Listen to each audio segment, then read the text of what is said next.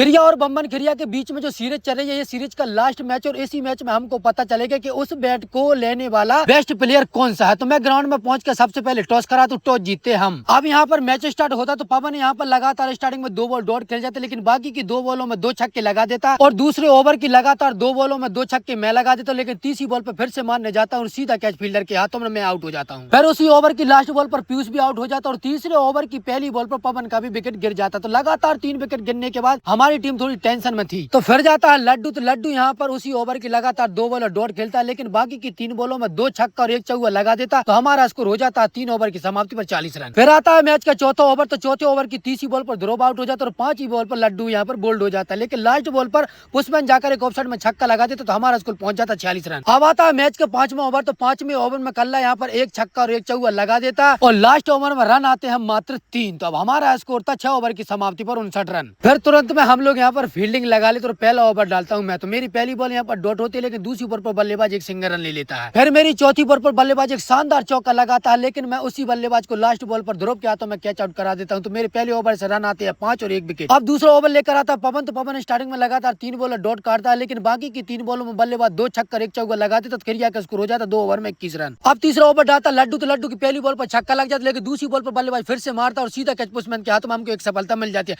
फिर लड्डू की बाकी की 2 बॉलों में 2 छक्के लग जाते। तो खिरिया का स्कोर पहुंच जाता 39 रन। अब चौथा ओवर डालता हूं मैं। तो मेरी पहली बॉल डॉट चली जाती, लेकिन दूसरी बॉल पर बल्लेबाज स्टेट में एक शानदार छक्का लगाता। तभी तीसरी बॉल पर फिर से मारने जाता और सीधा कैच फिर से पुष्पन के हाथों में। फिर मैं मेरी बाकी की सभी 3 बॉलर लगातार डॉट बॉल काट देता। तो अब खिरिया को जीतने के लिए चाहिए है 12 बॉलों में 15 रन। अब अगला ओवर डालता है पवन और पवन की पहली बॉल पर बल्लेबाज मारता और एज लगता है, लेकिन पवन की शानदार फील्डिंग की वजह से वह आउट हो जाता है। फिर पवन यहाँ पर अगली बॉल डॉट बॉल काटता है, लेकिन चौथी बॉल पर बल्लेबाज फिर से मारता है, लेकिन कोई फील्डर न होने के कारण 2 रन मिल जाते हैं। अब पवन की बचती है लास्ट बॉल। तो लास्ट बॉल पर बल्लेबाज ऑफ साइड में खेलता और 4 रन लगा देता है। अब खिरिया को जीतने के लिए चाहिए 6 बॉलों में 9 रन। तभी हम लास्ट ओवर कराते हैं लड्डू से। तो लड्डू की पहली बॉल पर बल्लेबाज मारता और सीधा कैच मेरे पास आता और कैच छूट जाता और 1 रन मिल जाता है। इसके बाद लड्डू यहाँ पर शानदार गेंदबाजी करता और लगातार 3 बॉलर डॉट बॉल काट देता है, लेकिन 5वीं बॉल पर बल्लेबाज ऑफ साइड में खेलकर 2 रन ले लेता है। अब चाहिए 1 बॉल में 7 रन। तभी लड्डू अपनी लास्ट बॉल भी डॉट बॉल काट देता और यह मैच हम जीत जाते हैं। अब समय था कि इन 3 मैचों की सीरीज का बेस्ट प्लेयर कौन सा है। तो वो बेस्ट प्लेयर हूँ मैं, क्योंकि मैंने इस मैच में रन बनाए 90 और विकेट गिराए 6। इसी परफॉर्मेंस की वजह से मुझे मिलता है NS का बैट और साथ में मिलती है कैप। तो गाइस, कल मिलती है न्यू ब्लॉग। जब तक के लिए सभी के लिए जयराम जी की।